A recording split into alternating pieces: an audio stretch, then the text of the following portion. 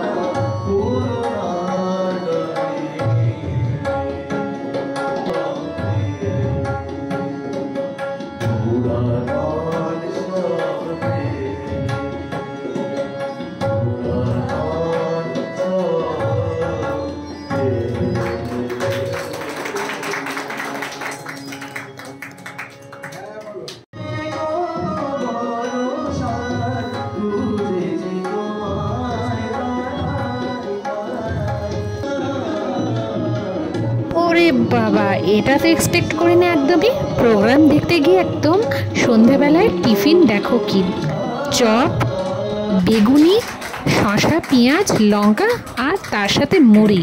হ্যাঁ ভাই, আমরা বাঁকুড়া জেলার মানুষেরা জমিয়ে মুড়িটা খেতে পারি, দারুণ লাগে। তোমরা কে কে এরকমভাবে খেতে ভালোবাসো একটু কমেন্ট করে জানিও।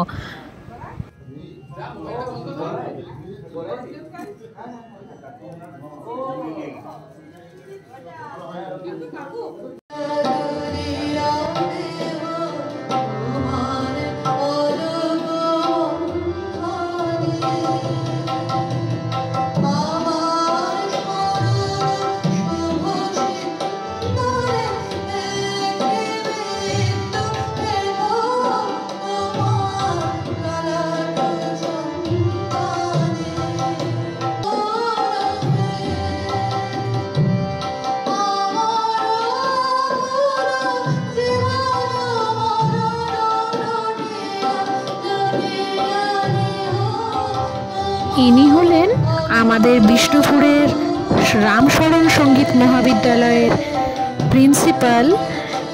প্রিন্সিপাল ওনার মেয়ে। ঠিক আছে, প্রিন্সিপাল ইনি নন, ওনার মেয়ে। প্রিন্সিপালের নাম হচ্ছে পণ্ডিত সুজিত গঙ্গোপাধ্যায় মহাশয়, ওনার মেয়ে। আর এত সুন্দর দিদি গান গায় যে কি বলবো। আর এই দেখো আমরা চাও খেয়ে নিচ্ছি, তো গানও শুনছি, চাও খাচ্ছি, মানে ব্যাপারটা পুরো জমিয়ে ক্ষীর। এতদিন আমরা দেখো মাকে আমি হাই বলতে বলছি মা তুমি একটু হাইটা বলে দাও।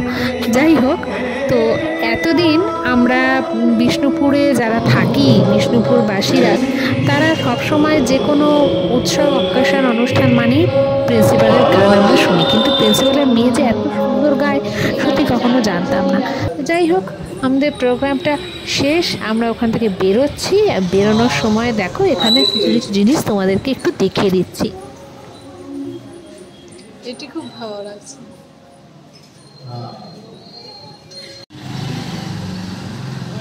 আর এই দেখো, এগুলো হচ্ছে বিষ্ণুপুরের প্রসিদ্ধ যে সমস্ত শিল্প আছে সেগুলো, লণ্ঠন শিল্প থেকে শুরু করে বালুচরি, ডোকরা, 10 অবতার তাস, সমস্ত কিছু আছে।